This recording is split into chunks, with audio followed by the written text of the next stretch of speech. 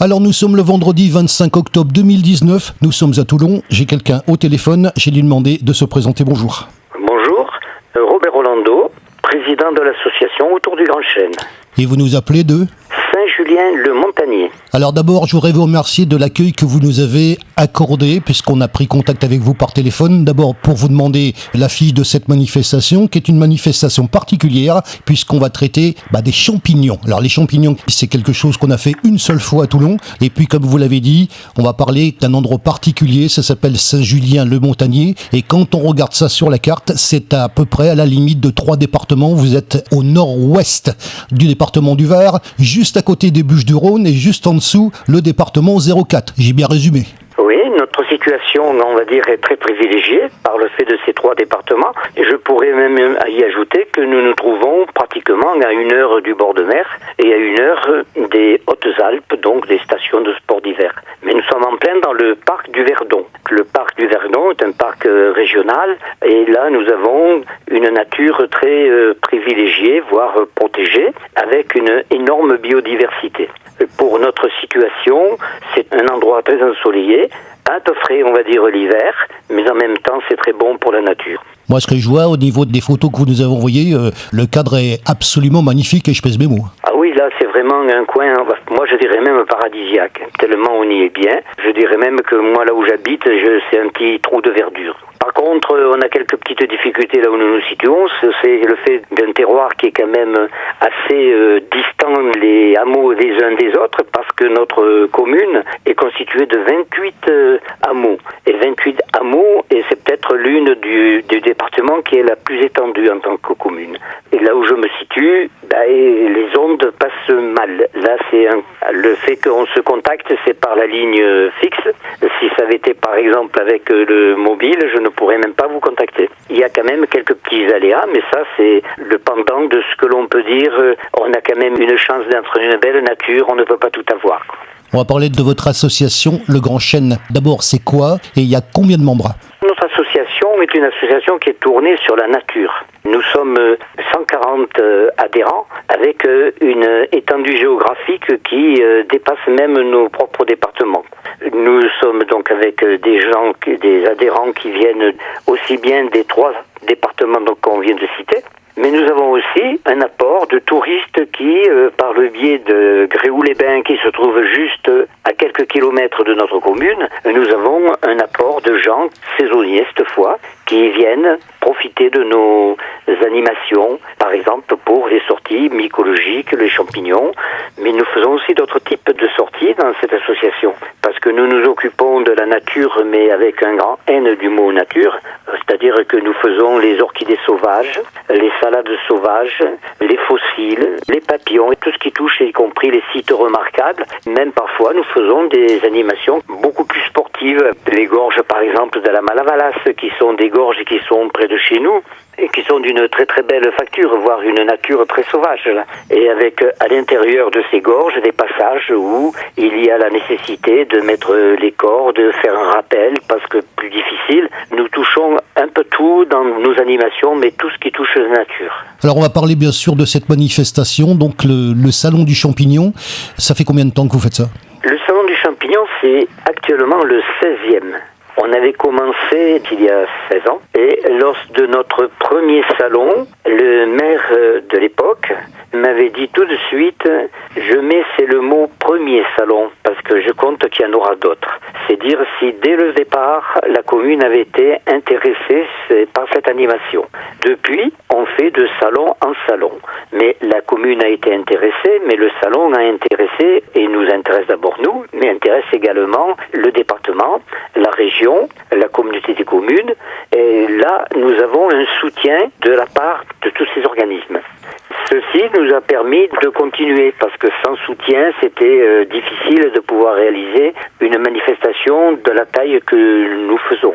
Le salon du champignon sur Saint-Julien-le-Montagnier est un salon, on peut dire vraiment le mot salon, pas une simple exposition de champignons.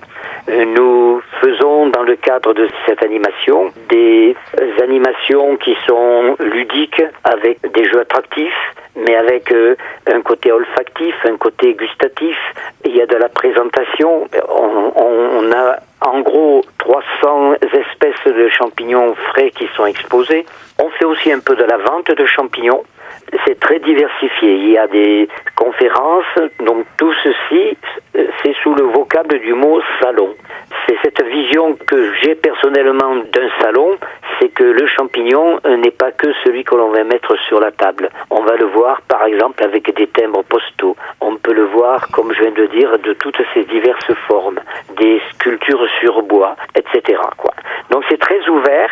Nous sommes ouverts à tous ceux qui, de près ou de loin, ont la possibilité de dire moi ça touche malgré tout votre salon, puisque le champignon on va le retrouver. Je pourrais même aller beaucoup plus loin en disant que les champignons oui, mais on les trouve aussi dans le côté médical. Plus de 300 variétés, il doit y avoir du choix et puis surtout de la diversité.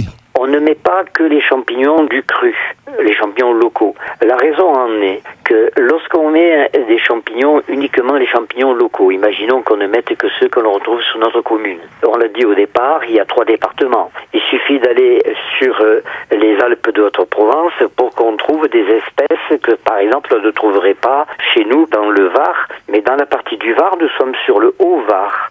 Si on va sur la partie un petit peu inférieure du Var, quand on est dans cette partie du Var, là, on est sur un autre biotope. On va trouver d'autres types d'espèces. Comme on n'est pas très loin, finalement, d'un point A à un point B avec un maximum 1 heure de distance, 1 heure de distance véhicule, il se trouve que on va peut-être passer devant des espèces qu'on croyait voir chez nous et qu'on va trouver, c'est l'espèce toxique, peut-être, qui va se trouver cette fois de l'autre côté, ou vice-versa. On ne le saura pas, parce qu'on n'a pas justement eu à voir dans un salon du champignon ces 2 espèces simultanément.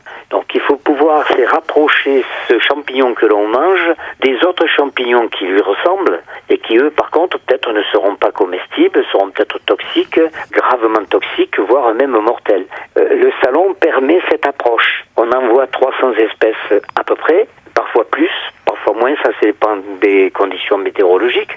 L'avantage, c'est que l'on peut faire cette comparaison. Là, sur le salon que nous préparons, j'ai eu un coup de fil justement d'un de nos adhérents qui fait de la cueillette sur un autre secteur, mais secteur de chez nous, cette fois de Saint-Julien, où il me dit avoir probablement dans sa cueillette de la manite phalloïde. Si c'est le cas, on verra pour le confirmer, si c'est le cas, ça sera la 3e fois que nous avons ce champignon sur notre terroir, alors que d'ordinaire on ne l'a pas. En 16 ans, 3 fois seulement. C'est important de pouvoir permettre aux gens de se méfier de ce qu'ils cueillent. Et comme nous leur faisons aussi de la détermination sur leur propre cueillette lorsqu'on fait le salon, on fait le tri, on fait le vide et on leur fait voir les endroits où il y a des erreurs. Ce qu'il ne faut pas commettre comme erreur. Il ne faut pas qu'un bon plat devienne cette fois une catastrophe. Justement, vous exposez les bons et puis ceux qui sont dangereux. Exactement. On les expose, puis on les explique.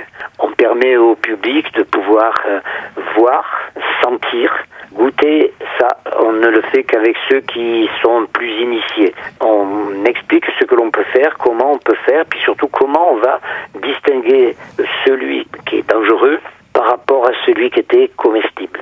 Ça demande de la pratique, Alors vient le moment de la récapitulation, c'est donc le samedi 26 et le dimanche 27 octobre 2019, la 16e édition du Salon du Champignon, avec sur le programme, moi c'est ce que je vois, qu'une ambiance assez conviviale, qui va donc se dérouler dans un endroit, l'endroit c'est... C'est dans la salle du foyer, la salle Maurice Gianetti, au hameau de Saint-Pierre, dans la commune de Saint-Julien-le-Montagnier. Mais j'insiste bien, c'est à Saint-Pierre. C'est vous qui concluez ce sujet, on appelle ça le mot de la fin, et le mot de la fin, c'est à vous. Alors notre association surtout se veut d'être conviviale. Comme je disais, nous avons une grande diversité de gens qui viennent de très loin. Justement, cet état d'esprit que l'on retrouve dans notre association, et pour le marquer, cet état d'esprit, rien de mieux que de démarrer notre salon par l'omelette géante que nous faisons et que nous offrons au public.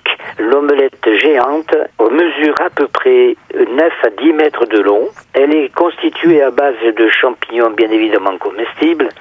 C'est un fort moment de convivialité. La mairie offre le vin et le vin d'honneur et nous nous retrouvons tous autour de cette immense omelette.